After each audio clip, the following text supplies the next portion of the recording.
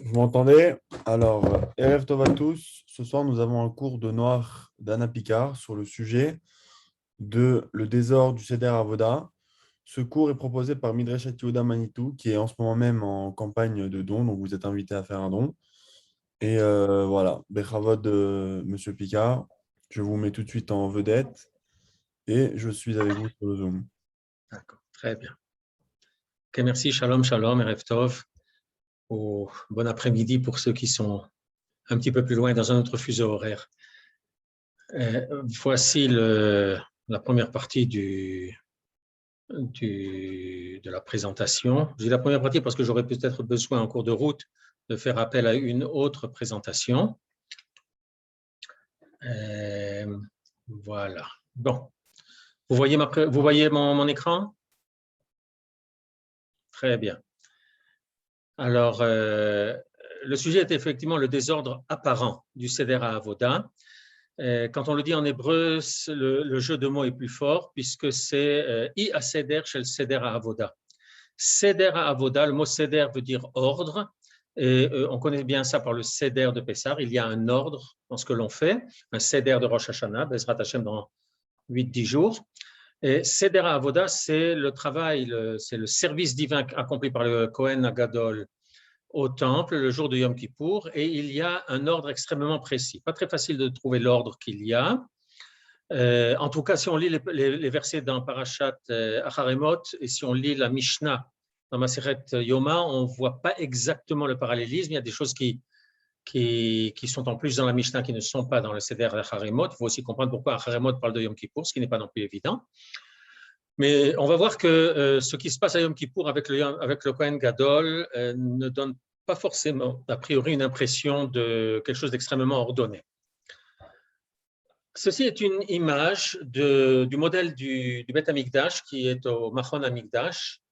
Et comme peut-être je suis passé un petit peu rapidement dessus, mais enfin on le verra peut-être plus tard. La plupart des images, des illustrations qui vont venir proviennent du Machon Amikdash à Yerushalayim. Et, il y a là-bas un modèle en 3 dimensions du Beth Amikdash. Imaginez que vous regardez en ce moment vers l'ouest, c'est-à-dire que votre dos est tourné vers l'est et vous êtes tourné vers l'ouest. On entre par les portes qui sont ici dans une cour qui est ici qu'on appelle Azarat Anashim, la cour des femmes.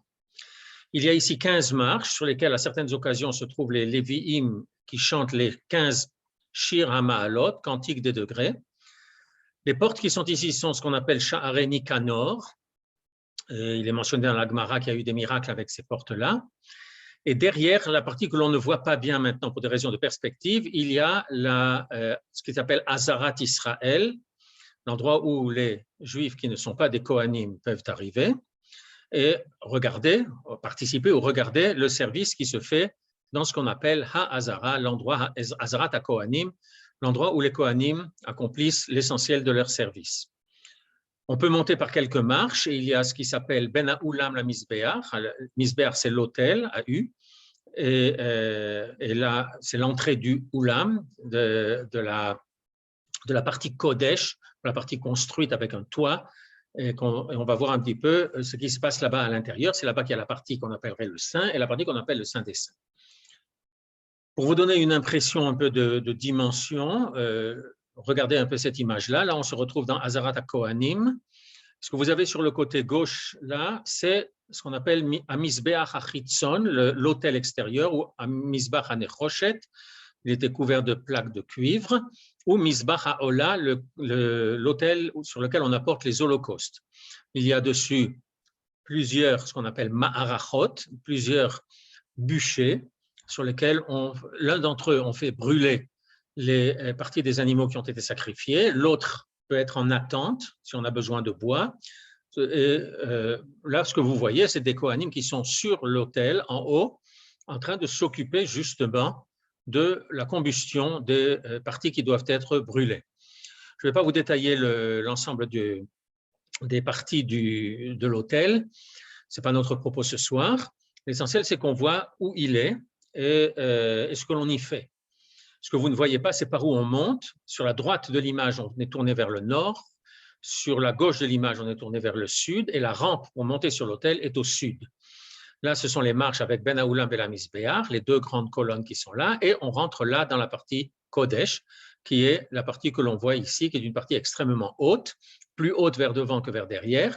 Le Kodesh HaKodashim est par là-bas derrière, et c'est derrière le Kodesh HaKodashim qu'on va rencontrer le mur de soutènement du mont du Temple construit par Hérode, que tout le monde connaît comme étant Kotel Ama Aravi, et que certains définissent de façon erronée comme étant l'endroit le plus saint qu'est le peuple juif. C'est faux. Ça a été pendant longtemps l'endroit le plus proche du Kodesh HaKodashim auquel nous avons eu accès. Il y a eu aussi une période à laquelle on n'avait même pas accès à ça. Et l'endroit le plus saint pour le peuple juif, c'est le Har HaBayit, c'est l'endroit du Bet Hamikdash, c'est le Kodesh HaKodashim, tel que c'est décrit dans Masechet Midot. On a ici un plan du Bet Hamikdash, du deuxième Bet Hamikdash. Donc, on entre au Bet Hamikdash par l'est. Oui, ça n'a pas été facile de trouver un plan qui est construit d'après les modèles habituels où le sud est en bas, l'est est à droite, l'ouest est à gauche, comme nous avons l'habitude pour les cartes. Mais si vous regardez la cartographie du Moyen-Âge, elle est orientée autrement, orientée parce que les choses sont tournées vers l'Orient, et dans ces cartes-là, l'Orient est en haut, comme si elle était devant nous. Bon, toujours est-il que là, je suis allé d'après les modèles habituels. On entre donc par l'est, c'est-à-dire par le côté droit, dans le temple. Tout autour, c'est le Har HaBayit, c'est le mont du temple. Il y a d'autres choses que j'aurais pu vous montrer, mais ce sera pour une autre fois, parce que ce n'est pas lié à ce que nous voulons étudier ce soir, ou cet après-midi. On entre ici et on a là ce qui s'appelle Hazarat Anashim, la cour des femmes, avec autour 4 léchachot, 4, pour l'instant, des parties construites qui ont chacune une fonction particulière. Ce qui m'intéresse pour l'instant, c'est la Hazarat Nashim, ce parvis des femmes. Tout le monde entre par cette porte, par ces portails qui sont ici à l'est, et les hommes traversent le Hazarat Nashim, montent les 15 marches que vous avez vues tout à l'heure, passent par Sha'ar Nikanor et se retrouvent ici dans Hazarat Gevarim. Vous voyez qu'elle est beaucoup plus petite que le parvis des femmes. Les Kohanim montent ensuite, ils peuvent arriver par d'autres endroits, mais ils peuvent monter dans la partie qui leur est réservée, qui est réservée à leur service, par 2 volets de marche, une de ce côté-là et une de l'autre, pour monter ici. Et c'est là que l'on a, d'une part, le fameux autel sur lequel on apporte les holocaustes. On y monte par une rampe qui vient du sud et qui est très large. On verra ça dans certains dessins. Et là, autour, c'est ce qui concerne la shrita, les sacrifices eux-mêmes, avec des tables en marbre pour que disons, la chair des animaux ne s'abîme pas à cause de la chaleur du soleil. Et donc, le marbre conserve en plus le froid. Il y a des crochets pour pouvoir accrocher les bêtes, pour pouvoir les dépecer. Et c'est là-bas que se fait une grande partie du service. Ensuite, il y a ici ce que vous avez vu dans une image précédente. Il y a ce qu'on appelle Hakiyor, qui n'a pas toujours été aussi majestueux et aussi orné, mais c'est de là c'est là qu'on entrepose, qu'on garde l'eau pour que les Kohanim puissent faire Netilat Yadayim, faire leurs ablutions pour les mains et les pieds. Et ensuite on monte les quelques marches pour arriver dans ce qui s'appelle Ben Haoulam Vela Misbeach ici, et là on est à l'entrée du Oulam. C'est une partie plus large, vous voyez que les murs sont extrêmement épais. Et par là, on va entrer dans la partie Kodesh. La partie Kodesh, c'est ce rectangle que vous avez ici, dans lequel on peut identifier les 3 éléments essentiels. Du côté sud, la menorah. Du côté nord, la table sur laquelle on met les pains de préposition qu'on change tous les Shabbats. Et au milieu, on a ici l'autel d'or, ou autel de l'encens, qui est beaucoup plus petit. Il ne fait même pas 1 mètre de côté, un demi-mètre à peu près de côté, on verra aussi dans certaines images. Il y a là 2 parochot, 2 grands rideaux, 2 grandes tentures. Le Kohen qui doit entrer dans Kodesh HaKodashim va entrer par ici, par cette ouverture, passer entre les 2 et rentrer ici. Et là se trouve, dans le premier Bet Hamikdash, l'arche sainte, avec les kruvim, les chérubins, sur le couvercle de l'arche sainte, et c'est dedans que se trouvent les tables de la loi et les morceaux, les débris des premières tables brisées par Moshe, d'après certaines opinions, d'après d'autres, c'était à côté. Et un petit récipient contenant un exemple de manne et aussi le Sefer Torah écrit par Moshe. Voilà, c'est là qu'on a les différents éléments. Pour la petite histoire, puisqu'on voit ce plan, le kotel que vous connaissez se situe à peu près par là, ou peut-être encore un peu plus au sud que là. Ce qui fait que si vous voulez prier dans la bonne direction quand vous êtes au kotel, vous ne devez pas prier perpendiculairement au kotel, mais légèrement tourner vers votre gauche, de façon à être tourné vers le Kodesh Kodashim, vers le Saint des Saints. Si vous êtes en Chutz La'aretz, vous n'avez qu'à prendre une application sur votre smartphone qui pourra vous indiquer la bonne direction, pas forcément celle des cartes de géographie. Bon, on va essayer de se souvenir de cela. Si on a besoin, on reviendra vers ce plan. Mais ce dont on a besoin, c'est de se souvenir que le service du Kohen Gadol à Yom Kippour est très complexe et comporte énormément d'actions. Pour ce qui concerne les sacrifices, vous pouvez voir qu'il apporte 15 sacrifices.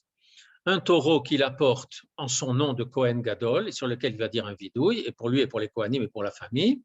Un autre taureau qui, lui, fait partie de Moussaf. La prière de Moussaf que nous disons est parallèle au Korban Moussaf, le sacrifice particulier qu'on apporte pour certaines occasions. Et le Korban Moussaf est différent suivant qu'il s'agit de Rosh Chodesh ou de Shabbat ou d'un jour de fête. Il y a 2 béliers qui sont apportés, un qui est le bélier du Kohen Gadol et l'autre qui est le bélier au nom de l'ensemble du peuple. Il y a 2 moutons qui sont apportés, un comme tous les jours, le sacrifice perpétuel du matin, et un comme tous les jours, le sacrifice perpétuel de la fin de journée. Mais il y a aussi 7 moutons qui sont apportés en sacrifice comme partie du sacrifice de Moussaf. À part ça, on a aussi 2 boucs. Le bouc qui va être apporté comme sacrifice expiatoire et le bouc émissaire. Et il y a encore un 3e bouc qui fait partie de Moussaf. Donc chacun de ces animaux, ou chaque groupe d'animaux a une fonction différente. Il est évident que le Kohen Gadol doit savoir tout, puisqu'il est seul à faire l'ensemble du service toute la journée de Yom Kippour.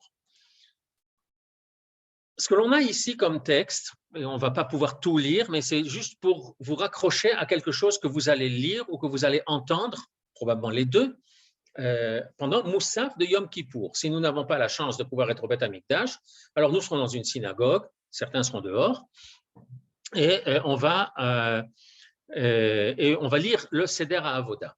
Le Seder HaAvoda, c'est un texte qui, d'après ce que j'ai compris, est pratiquement identique dans toutes les communautés, que ce soit des Sfaradim ou des Ashkenazim, mais c'est seulement pratiquement identique. Ici, le texte que j'ai récupéré sur Internet, c'est le texte de ce qu'on appelle Edot HaMizrach. Ça n'est pas exactement le texte des Sfaradim, je ne connais pas bien le texte des Ashkenazim, mais globalement, à quelques mots près, j'ai compris que c'était la même chose. Après un certain nombre de piyutim introductifs, on a après une lecture qui prend 3/4 d'heure, 1 heure, ça dépend des communautés, ça dépend combien on chante ou combien on ne chante pas, et qui va décrire l'ensemble du service du Kohen Gadol dans l'ordre où il fait les choses. Alors, j'ai essayé de faire apparaître en couleur, sans avoir vraiment des codes spéciaux, mais seulement pour faire des différences, les choses qui sont particulières. La première chose, le premier piyut, en tout cas chez les Sfaradim, c'est un piyut, c'est un texte que le Chazan dit et qui va décrire le monde et son évolution depuis la création jusqu'à l'apparition de Aaron. Les premiers mots qui sont ici nous parlent de la création du monde et du fait que l'homme a été créé à partir de la terre et que l'homme a fauté très rapidement à cause de l'arbre de la connaissance. Et donc, Dieu l'a chassé du jardin d'Éden. Après lui est venu quelqu'un, Tamim Bedoro, c'est Noach. Après lui, disons, l'histoire a continué, et ce que Rabbi Yehuda Levi appelle Inyan Elohi, l'intérêt divin, est passé chez Avraham, Yachid Avramon, qui est Avramon Goïm Netatira. Je t'ai choisi comme le père de dénombrement de peuples. Après lui, il y a eu Yitzhak, Lévi Atren Umenu Hotseta, Talé Tahor, puisqu'il est monté comme sacrifice sur l'autel, donc comme un talé, comme un agneau. Après lui est venu Ishtam, c'est Yaakov. Et après lui, l'histoire a continué pour le peuple qui apparaît, c'est les 12 tribus, les Shnem Asar Shvatim. Et parmi ces Shvatim, parmi ces tribus, est apparue la tribu de Lévi, qui avait quelque chose de tout à fait particulier. Dans cette tribu, il y avait Amram, et Amram a eu, entre autres comme fils, Aaron. Et Aaron a été choisi par Akadosh Baruch Hu pour être lui le grand prêtre. Et il a été particularisé par le fait qu'il portait des vêtements spéciaux. Il y a les vêtements que portent tous les Kohanim, mais le Kohen Gadol en porte un petit peu plus. Il porte le pectoral et il a une tunique particulière, il a le même pantalon que les autres Kohanim, il a un bonnet qui est pas tout à fait ou presque comme celui des autres Kohanim. Avnet, c'est l'espèce de grande ceinture qu'il y a, qui est comme les autres Kohanim. Enfin, il y a un certain nombre de choses qui sont particulières au Kohen Gadol. Et donc, toute cette description-là est pour nous dire le service divin au Beth Amikdash est quelque chose qui va représenter un aboutissement d'un phénomène ou d'un processus qui a commencé depuis la création du monde. On avait déjà un jour parlé de cela avec le fait que lors de l'inauguration du Mishkan dans le désert, la Torah l'appelle à la fois Yom Rishon, le premier jour, c'est le premier jour du service dans le Mishkan, mais c'est aussi Yom Shmini, c'est l'accomplissement des 7 jours de la création qui arrivent à leur but et qui donc se trouvent avec le 8e jour. Et à partir de ce moment-là, les textes que l'on va lire, décrivent le service divin fait par le Kohen Gadol.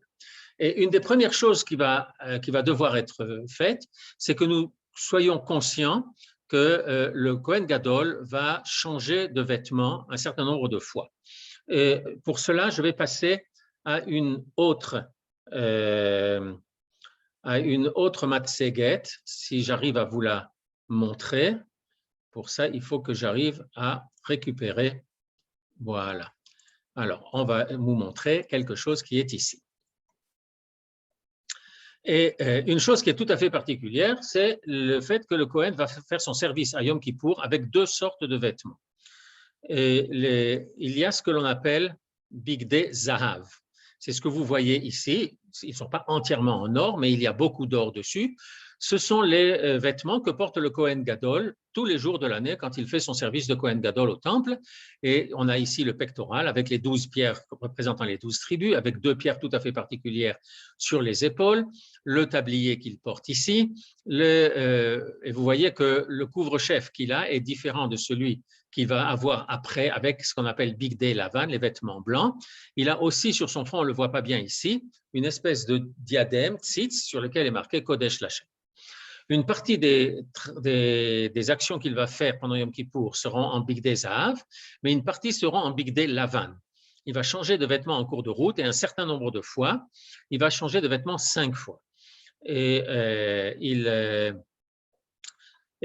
toutes les actions, toutes les parties du service divin qui seront faites à l'intérieur, dans la partie Kodesh et Kodesh Kodashim, sont impérativement faites de Bigdei Lavan, en vêtements blancs.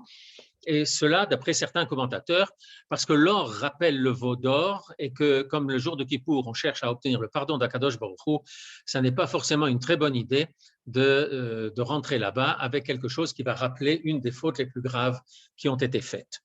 À chaque fois que le Kohen Gadol va changer de vêtements, l'action va être assez compliquée. Il va faire ce qui s'appelle Kiddush Yadayim Veraglaim. De la même façon que nous connaissons Kiddush Netilat Yadayim, il fait aussi Netilat Raglaim. Mais il fait ça avant, discussion dans la Gemara si c'est avant ou après avoir enlevé ses vêtements. Et après, il fait une tvila. Et après cela, il met l'autre sorte de vêtements qu'il doit mettre. Et de nouveau, Kiddush Yadayim Veraglaim, ses ablutions des mains et des pieds. Bien. On va revenir à la Matseget d'origine. Tout simplement, quand il va faire cette tvila, il l'a fait à un certain endroit qui est dans le Beth Amikdash, et 2 Kohanim tendent un drap blanc de façon à cacher le Kohen Gadol aux yeux de la foule. Et c'est là-bas à l'intérieur qu'il a le mikvé dans lequel il va faire sa tvila. Ça va arriver 5 fois dans la journée. Et une fois qu'il aura fait cela, alors on va voir ce que l'on a ici. On là, on a une belle description. Donc, Persulo Sadin Shelbout, c'est ce qu'on voit ici, de façon à ce qu'il puisse mettre les vêtements qu'il a à mettre. Là, ce sont les vêtements d'or, puisque ce qu'il va apporter, c'est le Keves Hatamid, c'est le sacrifice perpétuel du matin, et il va faire cela habillé avec des vêtements d'or. Et puis, après cela, il va faire un certain nombre de choses qui sont liées au service divin de tous les jours. Tous les jours, il y a ce premier sacrifice. Le sacrifice perpétuel du matin, c'est le premier de toute la journée. Le sacrifice perpétuel de la fin de journée, de l'après-midi, c'est le dernier de la journée. Tout le reste se passe entre les deux. Mais avec cela, il y a d'autres actions qui sont faites, comme par exemple apporter de l'encens, apporter une libation de vin sur l'autel, aller nettoyer et rallumer les nérotes dans la menorah qui est à l'intérieur. Bon, il y a un certain nombre de choses qu'il doit faire. Et ici, on voit que, vous voyez ici à la troisième ligne avant la fin, l'ifnim la echal yikanes, leitiv ramesh nerot, et il rentre dans le echal, dans la partie couverte, oui, et il va là-bas à la menorah de façon à nettoyer, arranger, préparer 5 des nérotes sur les 7 qu'il y a, et les haktir ketoret à boker, et pour apporter l'encens du matin. Et après cela, il va, lehetiv et shte anerot, il va nettoyer et préparer les 2 nérotes qui commencent. Vous voyez que déjà, les jours normaux, il y a quelque chose de bizarre. Pourquoi est-ce qu'il ne s'occupe pas des 7 bougies d'un seul coup avant d'aller s'occuper de l'encens ou après s'être occupé de l'encens? Les choses sont entrecoupées et c'est assez particulier. À Yom Kippour, c'est encore pire. Alors, que fait-il maintenant? Eh bien, si c'est Shabbat, il va aussi apporter un certain nombre de choses qui vous est écrit là-haut.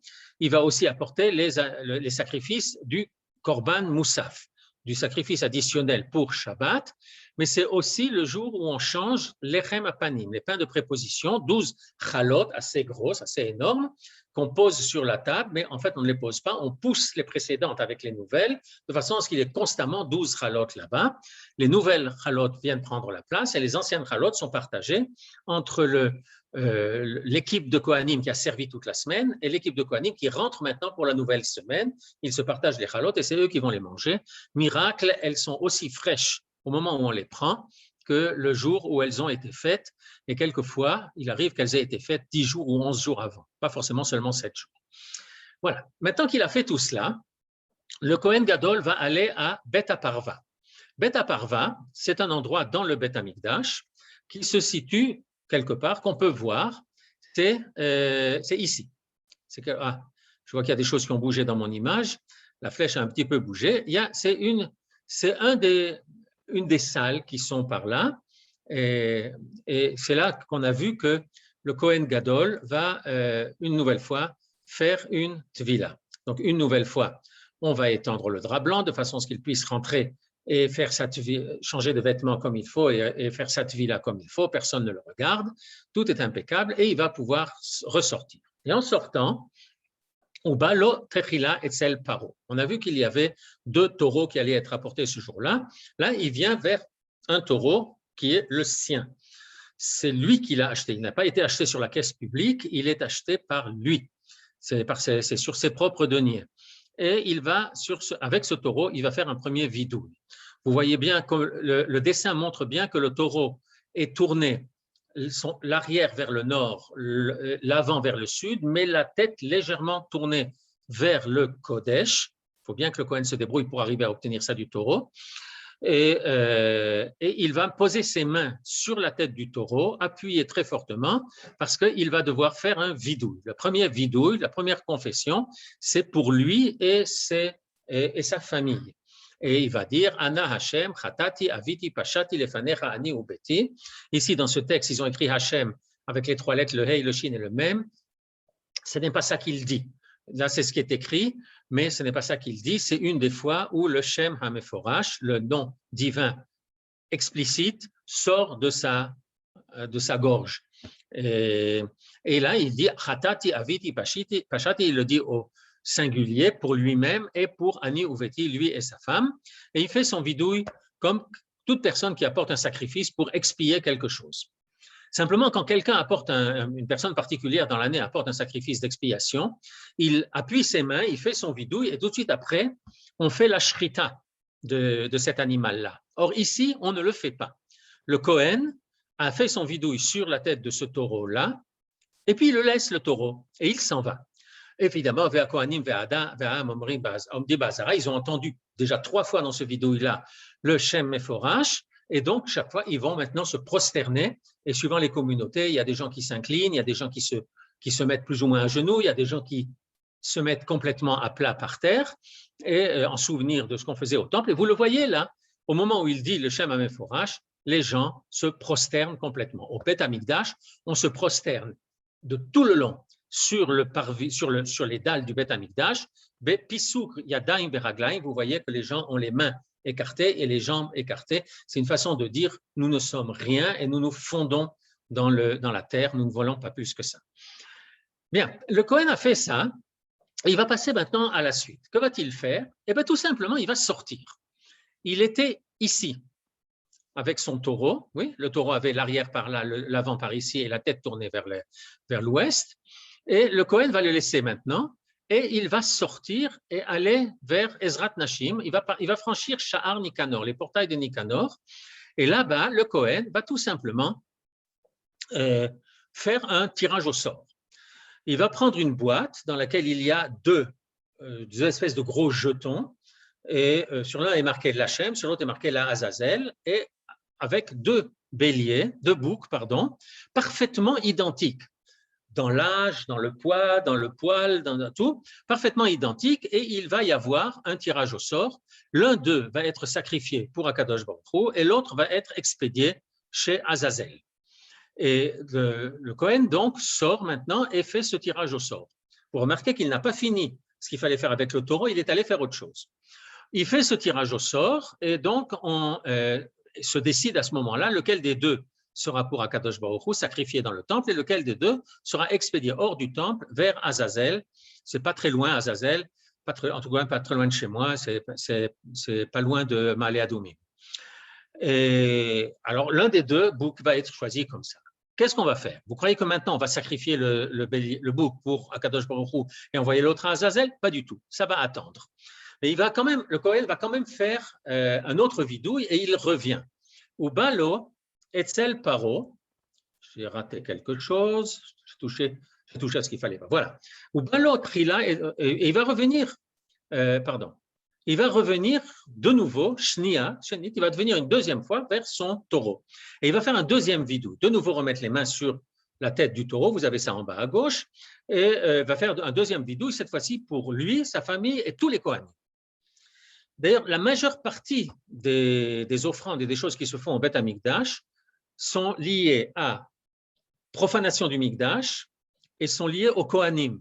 Parce qu'en fait, c'est les Kohanim qui sont le plus souvent au Bet Amikdash, beaucoup plus que l'Israël Ragil, l'Israël ordinaire.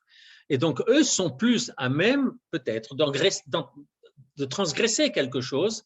Et donc, ce n'est pas étonnant qu'en fait, pour eux, on apporte un taureau, qui est une énorme bête, alors que pour tout Israël, on va apporter un bouc, un bélier aussi. C'est rien, c'est beaucoup plus petit. Mais enfin, vous voyez bien qu'on a quelque chose qui, dans notre logique à nous paraît surprenant. Il n'a pas fini avec son taureau, il s'en va faire le tirage au sort pour les boucs, mais il ne finit pas le travail avec eux non plus et il revient vers le taureau. Et de nouveau, en entendant le Shem HaMeforash qui sort 3 fois de nouveau de la gorge du Kohen Gadol, tout le monde se prosterne dans la Hazara.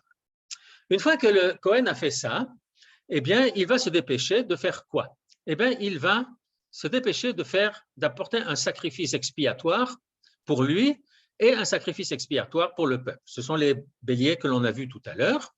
Et il va vérifier, là, nous dit le texte, il vérifie bien le couteau pour que la shrita soit kshera, pour qu'elle soit impeccable.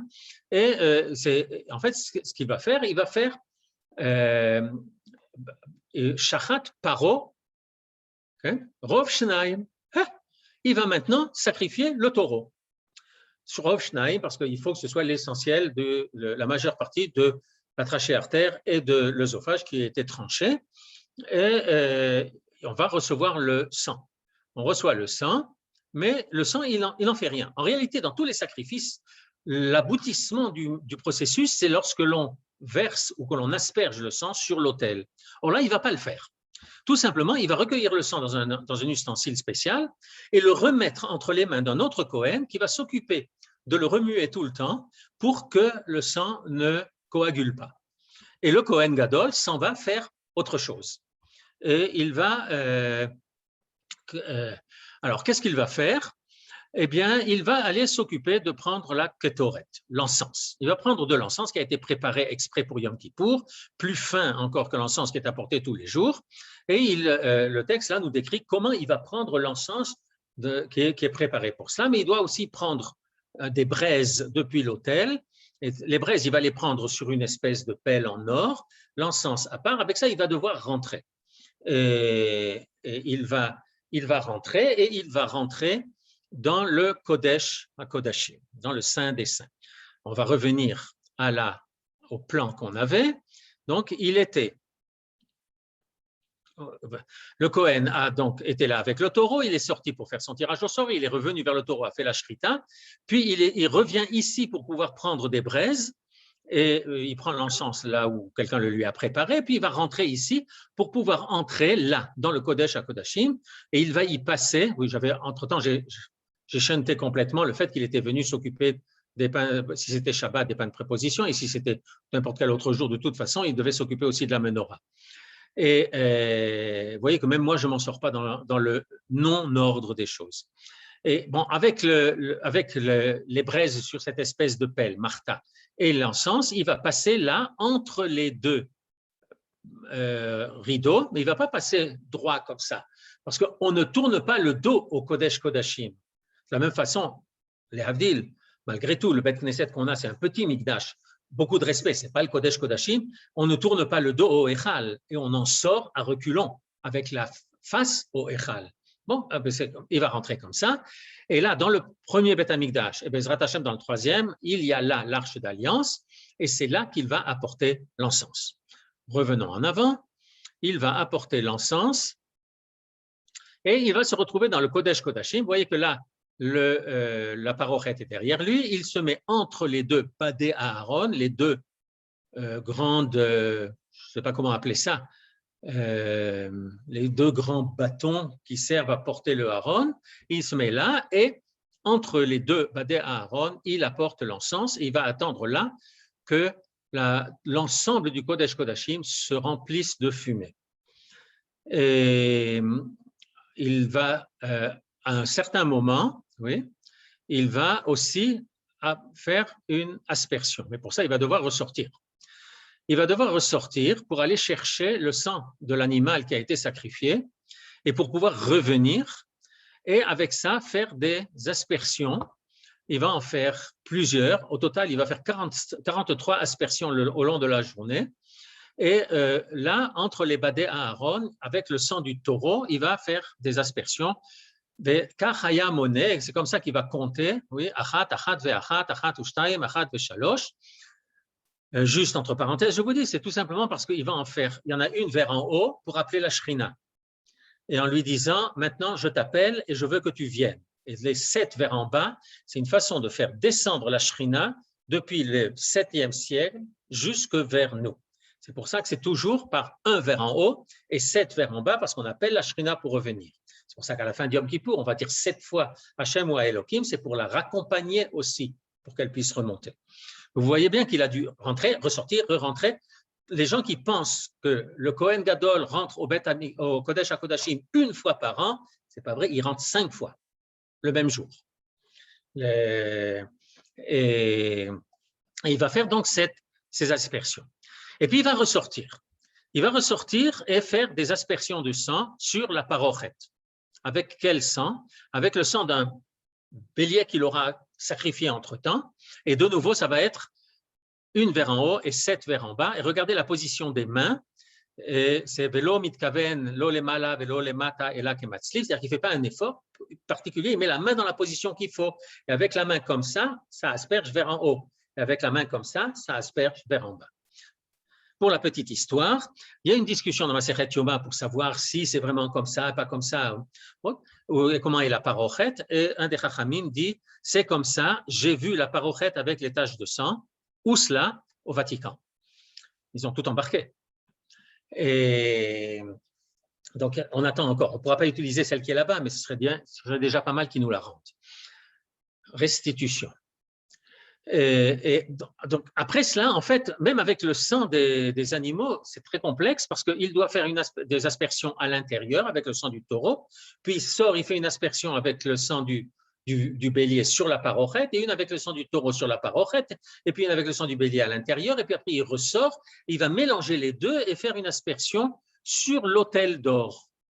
Mais tout cela seulement une fois qu'il sera ressorti complètement à l'extérieur pour faire une imposition des mains sur la tête du bélier de façon à faire un vidouille sur ce bélier-là, avant de pouvoir le sacrifier.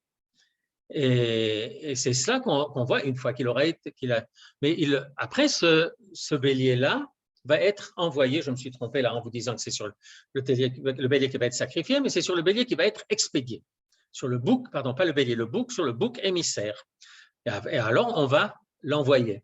Vous voyez que ça vient entre les différentes aspersions qui doivent être faites à l'intérieur. Bon, on est presque arrivé au bout, parce qu'à un certain moment, il a confié le bouc à quelqu'un. Ça peut ne pas être un Cohen, mais la tradition a toujours été que c'est un Cohen qui le fait, qui accompagne le bouc vers le désert. Vous voyez derrière lui, on voit au loin Yerushalayim, la fumée qui monte sur l'autel, on la voyait depuis des kilomètres puisque le vent ne la dispersait pas. Et il va dans le désert et il y a des sous-côtes en cours de route où on peut proposer à cette personne, si jamais il fait trop chaud, s'il est fatigué, voilà de l'eau, voilà de quoi manger, tu peux, même si c'est un petit peu. En général, il a toujours refusé et les gens l'accompagnent jusqu'à ce qu'il arrive à un certain endroit qui s'appelle Azazel, qui est une grande falaise, et de là-bas, il pousse le bélier des deux mains et le bélier est précipité dans le vide et se déchiquette complètement dans la suite. Et c'est à ce moment-là que, si vous avez vu dans les images précédentes, entre ces cornes est attaché un morceau de tissu rouge, en fait, à partir d'un certain moment, la moitié était entre les cornes et l'autre moitié était attachée à l'entrée du Héral. Et une fois que le bélier avait été précipité, si les fautes d'Israël étaient pardonnées, le tissu rouge devenait blanc. Ça n'a pas toujours marché. À l'époque du deuxième temple, il y a eu beaucoup de fois où ça ne marchait pas, mais à l'époque de Shimon ben Chattar, ça a toujours marché. Et pendant que le bélier est emmené au loin, pratiquement, le Kohen Gadol ressort dans Ezrat Nashim. Scandaleux, vous voyez que c'est tous des hommes dans Ezrat Nashim, là. Ils ont pris la place. Je pense que les ministres d'aujourd'hui ne seront pas contents. Et tant pis pour eux, parce que nous, on retournera faire ça. Et le Kohen Gadol va lire dans la Torah. Il va lire dans la Torah les paragraphes, les chapitres qui traitent justement du service divin de Yom Kippour. Une partie, il le lit directement dans le Sefer Torah, et une autre, pour ne pas mettre les gens sous pression, il va le dire par cœur, parce qu'il faudrait rouler le Sefer Torah pour arriver à l'autre paracha. Acharemot, c'est dans Vayikra. Arbe Asor, c'est dans Bamidbar. Pour ne pas le faire, ça, il va le dire par cœur. Et puis après, quand il aura fini avec tout ça, il va pouvoir, j'ai sauté un certain nombre de fois où il a changé de vêtements, il va pouvoir rechanger de vêtements, reprendre les vêtements d'or pour pouvoir terminer d'apporter les sacrifices qui concernent Moussaf. Et une fois qu'il aura fini d'apporter les sacrifices qui concernent Moussaf, alors il va pouvoir recommencer Kiddush Yadayim Veraglaim et Tvila, et encore Kiddush Yadayim Veraglaim, et remettre les vêtements blancs. Tout ça pourquoi? Pour re-rentrer dans le Kodesh HaKodashim, pour faire quoi? Pour aller chercher l'appel d'or qu'il avait laissé là-bas. Et donc tout ça pour aller chercher l'appel, pour la ressortir, et après il va rechanger de nouveau de vêtements et apporter le sacrifice perpétuel de l'après-midi et terminer l'ensemble de son service de cette façon-là. Et une fois qu'il a terminé, c'est le moment où chez les Ashkenazim on chante cette très belle chanson qui s'appelle Maré Cohen, et c'est le moment où chez les Sfaradim on chante Ashrei Ayin Ra'ata Kol Ele, ou Ma Nehedar Kohen Gadol Betseto Beshalom Mina Kodesh. Comme était splendide, comme il était beau le Kohen Gadol lorsqu'il sort du Kodesh à Kodashim. Alors on va commencer par s'attarder un peu, il faut quand même que je regarde l'heure, on va s'attarder 1 minute sur pourquoi le Kohen Gadol est-il tellement beau à voir quand il sort du Kodesh à Kodashim. Eh bien tout simplement parce que au moment où il est dans le Kodesh HaKodashim et où il peut prier, je n'ai pas pu vous raconter tous les détails de ce qu'il fait. Il y a des choses qu'il va faire quand il est dedans. Il y a une prière qu'il va dire quand il est dehors. Il me semble que dans une causerie précédente, on avait parlé de cette fille-là du Kohen Gadol en faisant remarquer que n'importe quel rabbin de communauté, s'il parle de ce dont le Kohen Gadol parle dans sa tfila, il se fait licencier de la communauté séance tenante. Mais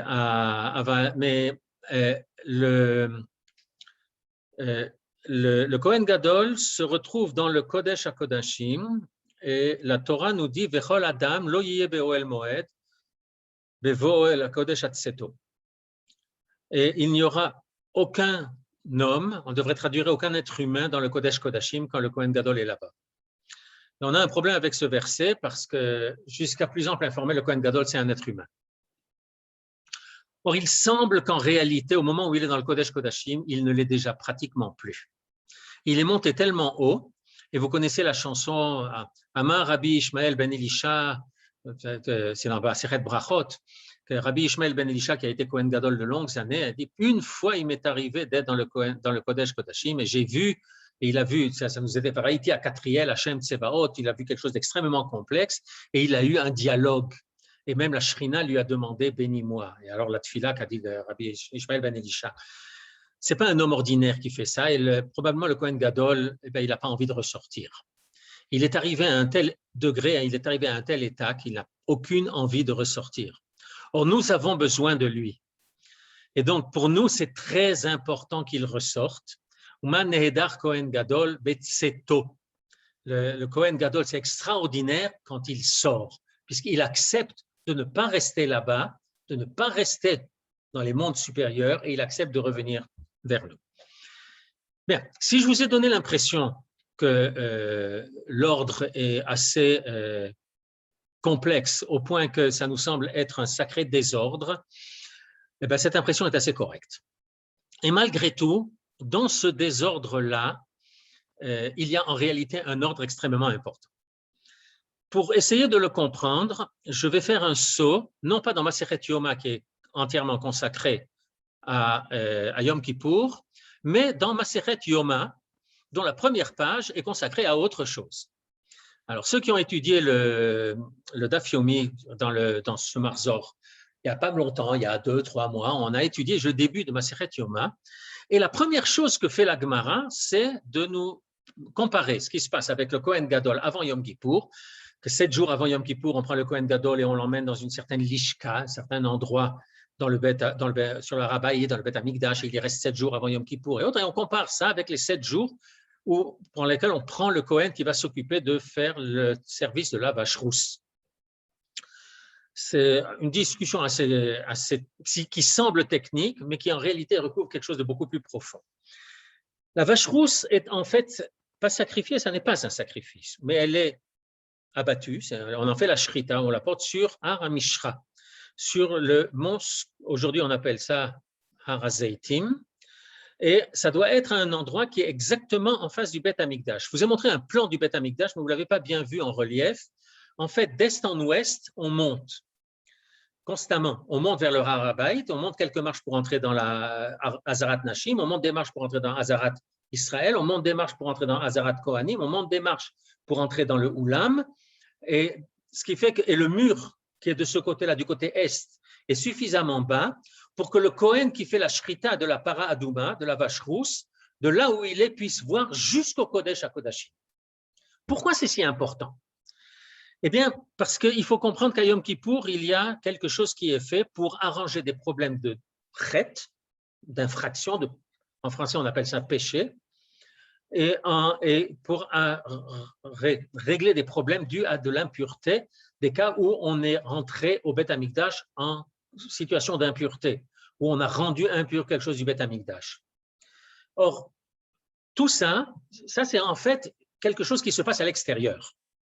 C'est lorsque l'on est en dehors des cadres que Akadosh Baruch Hu veut, que l'on peut fauter, que l'on peut se rendre impur.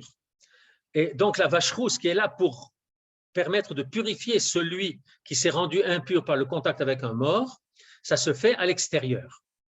Mais le Kohen qui fait cela, HaKohen, HaSoref et HaPara, doit être en contact visuel avec l'origine de toute vie, de toutes les forces de vie, parce que si cette fumée qui monte sur l'autel n'est pas dispersée par le vent, c'est pour nous donner une amchacha, on appelle ça en hébreu, qu'on ait une visualisation du lien, du cordon ombilical qui lie les mondes supérieurs au monde inférieur, à notre monde, et c'est par là, un peu comme l'échelle de Yaakov, avec nos tfilotes et nos actions montent par là, mais les brachot d'Akadosh Baruch Hu descendent par là. Et donc le Kohen qui va faire qui va s'occuper de la vache rousse, il va, par son contact visuel avec le Kodesh Kodashim, il va attirer depuis le Kodesh Kodashim vers lui à l'extérieur, il va attirer les forces de vie pour qu'elles puissent permettre de faire ce que la vache rousse doit faire, à savoir d'effacer l'impureté qui est due à la mort. Dans l'autre sens, c'est le travail du Kohen Gadol à Yom Kippour. Ce que je vous ai dit, c'est que dans l'autre sens, on monte tout le temps. L'animal qui rentre dans le Beth Amikdash rentre depuis l'est et il va monter. Il va monter, et quand on va en faire la shrita, et quand on va faire monter les morceaux, faites bien attention au nombre de fois où je dis monter. On va faire monter les morceaux sur l'autel. Et quand on va brûler, la fumée va monter vers les cieux. Et de là, on va prendre des braises pour monter les marches qui font entrer dans le Kodesh, dans la partie Kodesh. Et là, on va apporter de l'encens sur l'autel de l'encens, l'autel d'or, pour que la fumée monte. On ne parle que d'une ascension constante. Et en fait, le Kohen Gadol, maintenant, il est occupé à Yom Kippour à ce processus ascendant tout le temps. Seulement, voilà, si lui monte tout le temps, où est le peuple juif? Où est Am Israël? Il risque de le laisser en bas. Il n'est pas là pour ça. Le Kohen Gadol est là pour faire ce service-là au nom de tout le peuple. Tout est concentré en un homme. Nous ne le savons pas bien parce que ce que nous faisons, nous, à Yom Kippour, comme nous n'avons jusqu'à l'année dernière pas eu de Beth Amikdash, alors nous avons fait chacun son travail individuel, son travail de tchouva individuel. Mais à Yom Kippour, c'est une personne qui fait tout le travail. C'est pour ça d'ailleurs que les autres sont suffisamment disponibles et les célibataires peuvent aller dans les vignes pour aller essayer de se choisir une compagne. Ils n'ont pas autre chose à faire. Celui qui s'occupe de la capara, c'est le Kohen Gadol, c'est lui qui doit tout faire. Seulement, il ne peut pas tout faire d'un seul coup, parce que s'il fait tout d'un seul coup, il va se retrouver déconnecté du peuple juif, de Am Israël. Or, il faut qu'il fasse autrement.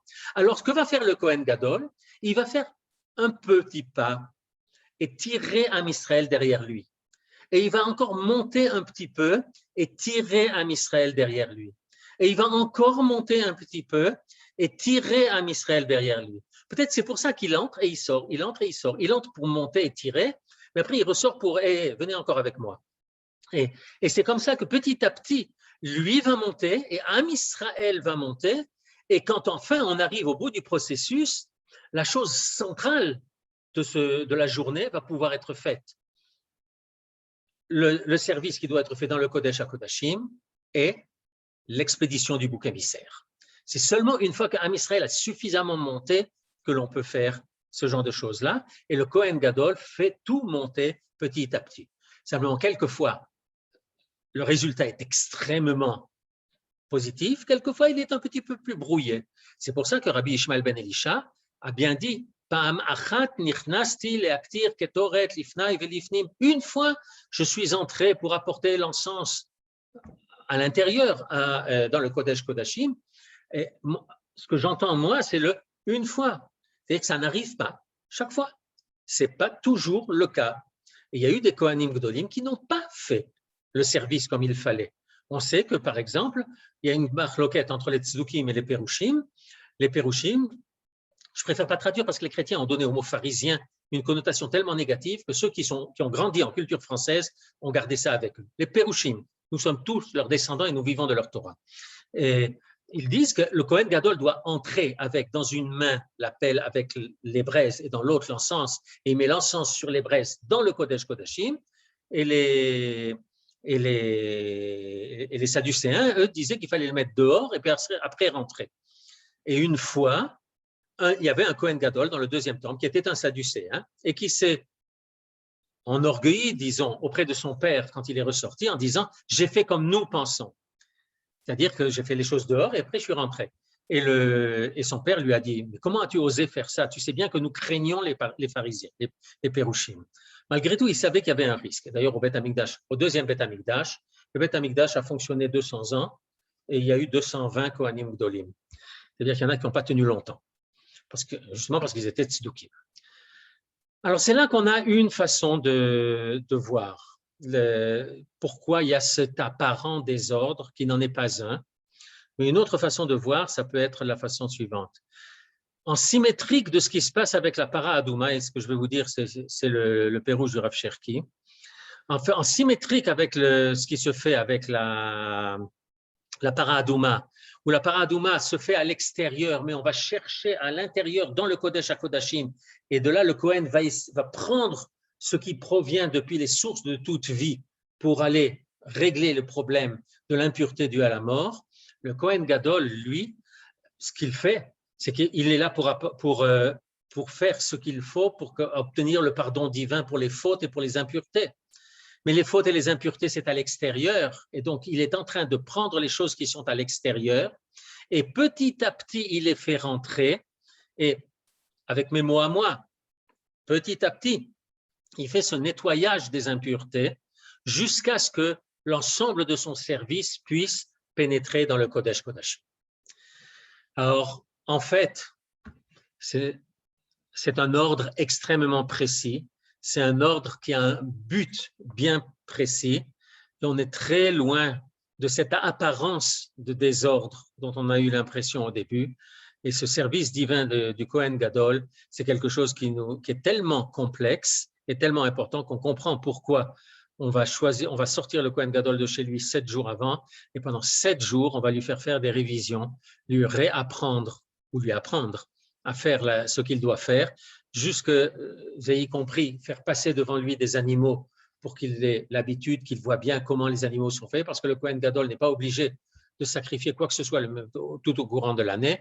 La seule chose qu'il est obligé d'apporter, c'est une offrande, mais qui provient du végétal, dont il apporte la moitié tous les matins et l'autre moitié tous les après-midi. Et c'est très mal dit, il l'apporte tous les jours, la moitié de ce qu'il apporte le matin, la moitié de ce qu'il apporte l'après-midi. Autrement, il n'est pas obligé de faire de shrita du tout. Et donc, on lui fait faire des révisions pendant 7 jours, on lui réapprend pendant 7 jours. Et comme une partie de ce qu'il fait, il est seul dans le Kodesh ou dans le Kodesh Kodashim, à la fin du processus, la veille de Yom Kippour, les Chachamim du Bet Din l'adjurent de ne rien changer de ce qu'ils lui auront enseigné ou de ce qu'ils lui auront rappelé. Et c'est là que justement la fameuse marloquette des Sadducéens et des Proshim se rencontre. Et il l'adjure de faire les choses bien comme la halakha le demande. Et quand le Kohen Gadol fait les choses bien comme il faut, alors le morceau de ruban rouge devient blanc. Am Israël sait qu'il a été pardonné. Et quand le Kohen Gadol ressort du Beth Amikdash et rentre chez lui en fin de journée de Yom Kippour, un peuple énorme l'accompagne et c'est un soir de fête. Baruch Adonai Leolam, Amen ve Amen.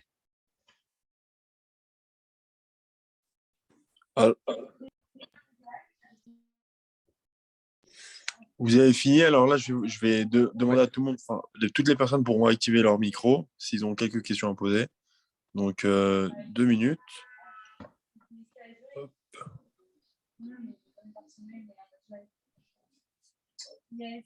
Vous pouvez maintenant votre micro si vous avez une question à poser. On vous entend pas, Monsieur Picard. Pardon, j'ai dit vous devriez en profiter, pour une fois j'ai fini à l'heure.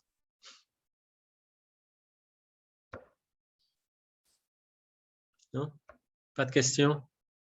Alors, avec votre permission, juste une suggestion. Avant Yom Kippour, c'est important de reprendre le Marzor, de le relire, de savoir à l'avance ce que l'on va dire, ce que l'on va décrire, ce que l'on va chanter, en particulier pour le Seder Avoda. C'est vrai pour toutes les tfilotes. Les Chazanim sont forcément obligés de repasser dessus pour être capables de faire leur travail comme il faut. Et c'est vrai pour tout le monde, pour savoir où on va, et ce qu'on fait, et ce qu'on dit. Et je dois reconnaître que je dois à mes maîtres d'avoir étudié ma Masechet Yoma d'une telle façon que vous avez peut-être senti, mais je pense que je suis pas mal sur les épaules du Kohen Gadol à Yom Kippour. Excusez-moi, je peux en poser une profiter, question? oui. Ah, Ah. Allez-y, oui. allez-y. Oui, excusez-moi. D'abord, merci pour cet exposé magnifique qui nous Je vous en a. prie. Moi, j'ai Je tout ne vous appris. vois pas. Attendez, je ne Ah, vous vois pas. excusez-moi, je suis Non, pas non, c'est trop pas de votre visible faute. parce que je suis dans ma cuisine. Ah, d'accord, d'accord. Ah, non, Voilà. non, ah, non, vous voyez, je savais pas. Je ne savais pas Oui, qu'il n'y avait pas de caméra, mais c'est parce que je voilà. vois seulement quelques petits carrés sur le côté. Oui. J'ai une question Oui. vraiment d'ignorante, mais j'aimerais savoir, vous l'avez à peine Vous aurez une réponse suggéré, d'ignorant, hein, parce que je ne sais pas non, grand-chose. non, Hein. non, mais vous l'avez à peine dit comme ça, comme si c'était une chose évidente, mais quand on dit Echad, Ve'echad, Echad, Ve'shtayim, Oui.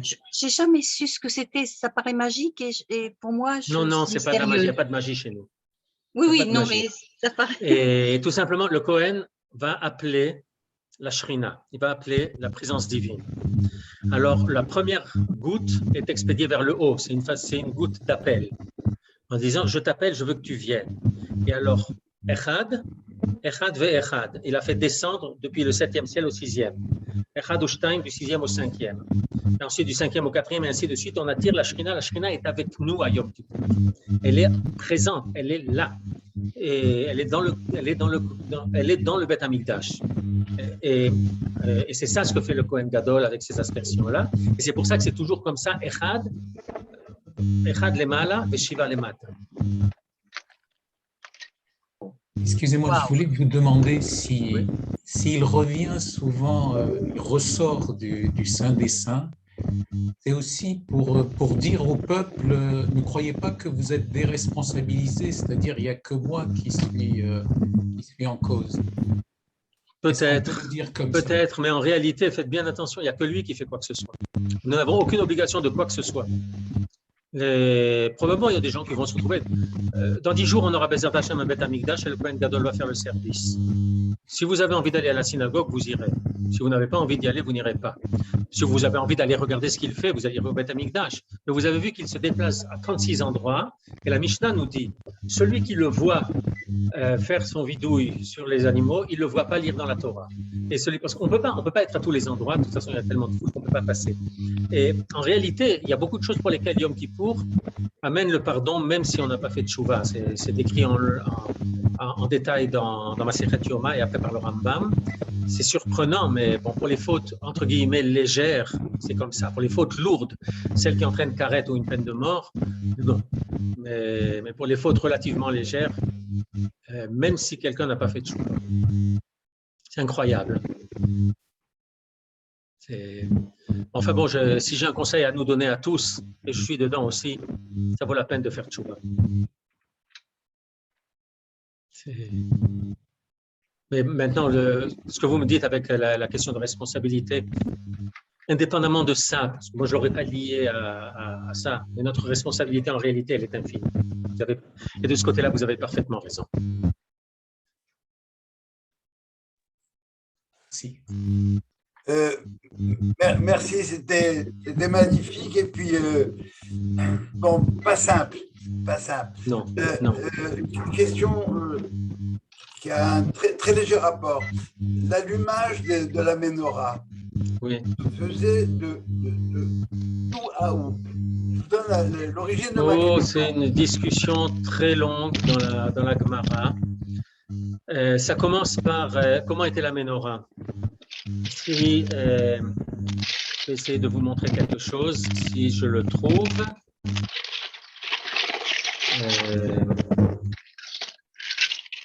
Voilà. Vous voyez là, sur cette image, la menorah est parallèle à la parochette. Oui. Mais il y a une longue discussion dans la Gemara si la menorah est comme ça, parallèle à la parochette, ou si elle est au contraire perpendiculaire à la parochette et parallèle au mur. Et à ce moment-là, quand le Kohen doit s'occuper de Ner Ma'aravi, le lampion qui est à l'ouest, si la menorah est parallèle au mur, c'est facile de savoir lequel est à l'ouest, mais si elle est parallèle à la parochette, ils sont tous à l'ouest. Et donc, celui qui est appelé Ner Ma'aravi, d'après une certaine conclusion, ce serait le central en réalité. Et donc, ça dépend là maintenant, je reconnais que je ne me souviens plus des conclusions de cette discussion dans la Gemara, par où exactement il commence. Petit détail, je me permets de profiter de l'occasion pour vous montrer là-bas derrière ce que vous avez, c'est la table avec les pleins de prépositions. Oui, j'agrandis l'image pour que vous la voyez. Vous avez ici 6 étages. Dans chacun, il y a un bac, et c'est avec des bacs doubles. Et dans chacun, il y a un des pains que l'on pose, une des chalotes. Voilà. Je dis ça juste en passant. L'origine de ma question, c'est que lorsqu'on a une représentation de la matière d'Inidov d'Ismochil Oui. sous forme de menorah, Oui. c'est fait de manière bizarre parce que au lieu de commencer de droite vers la gauche, comme en hébreu, ça commence de la gauche vers la droite. Oui. Alors, c'était la raison d'être de ma question. Oui. Je dois reconnaître que là, vous touchez à des questions de Kabbalah et que je préfère m'abstenir.